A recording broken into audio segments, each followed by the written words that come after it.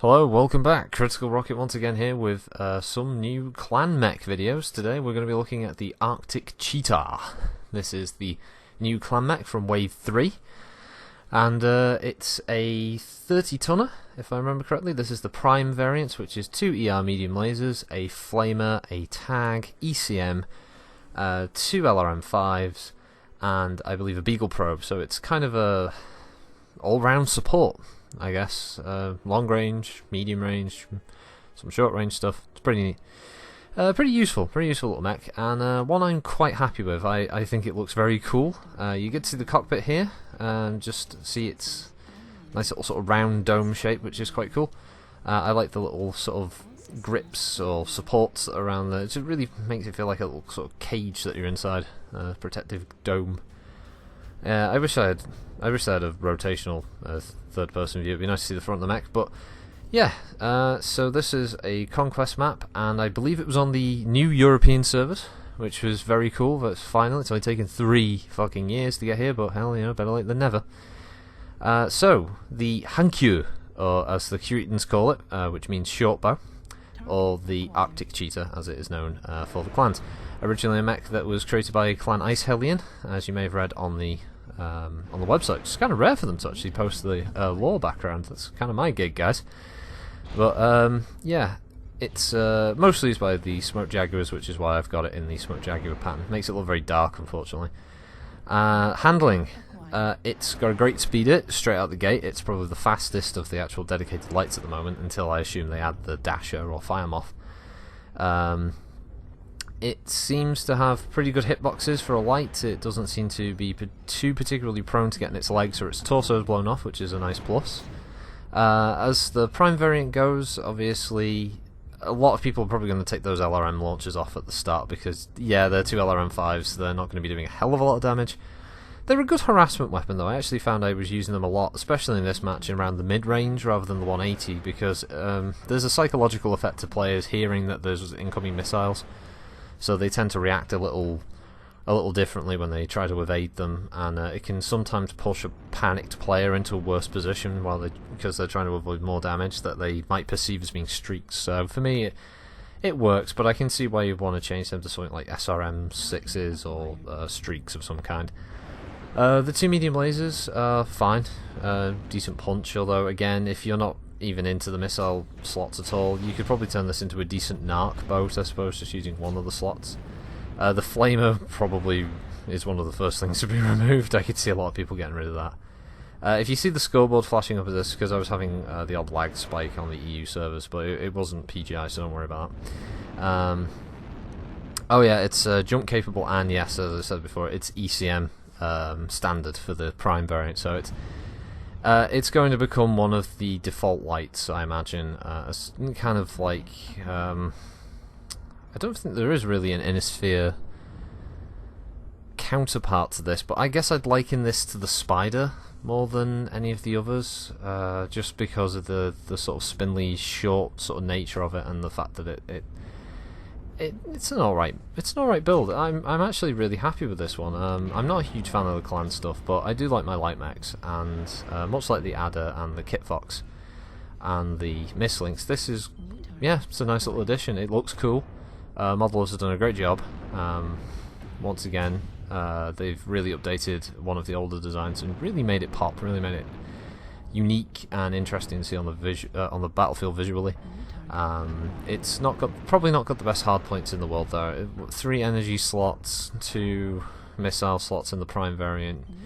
Oh, so, no, it might actually be 4 energy slots. So you could probably turn this into a little medium laser boat. But however, I would point out though that heat is a bit of an issue. You can see there that the heat just really doesn't go down on the Hankyu all that quickly.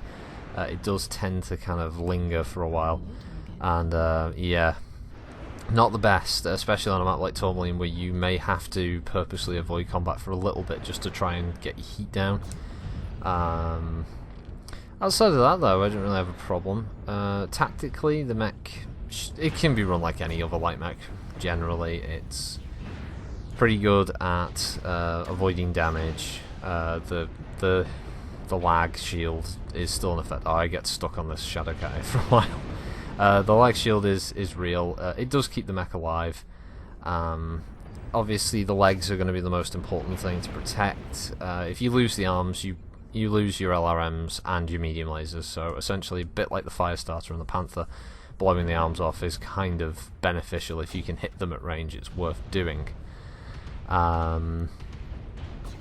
Tactically, it's an ECM light, so Commando 2D, Spider, Guard, Raven, all the rest of it. It's useful in the team situation. It's probably going to be a very popular community warfare mech, especially you've got that 5-ton less to play with from the 5-ton more to play with if you're coming from a Mislinks ECM, or 5-ton less to come from, or maybe the same but as a Kit Fox. But I actually think this is probably better than the Kit Fox in terms of ECM coverage, just because of its higher speed without speed tweak.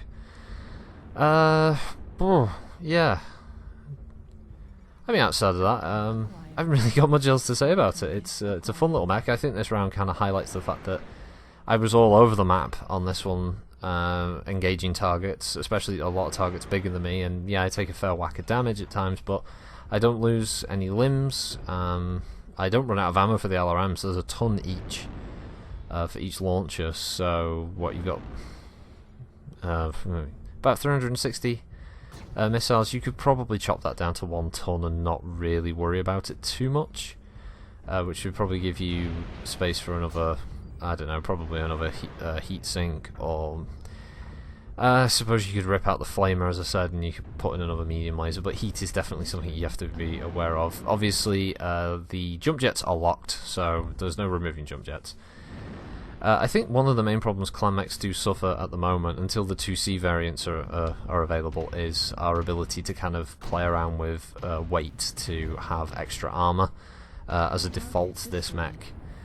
Much like the Shadow Cat, which will be in the next video, is definitely suffers in the area of being able to max out the armor without sacrificing some of its standard weaponry. Now, obviously, for a lot of you, you're going to do that anyway. You're going to rip something out and you're going to stick a crap ton of armor on and ammunition and whatever else you want to build. If you want to run it from a purely stock perspective like I do, yeah, you do have to play it a little more cautiously.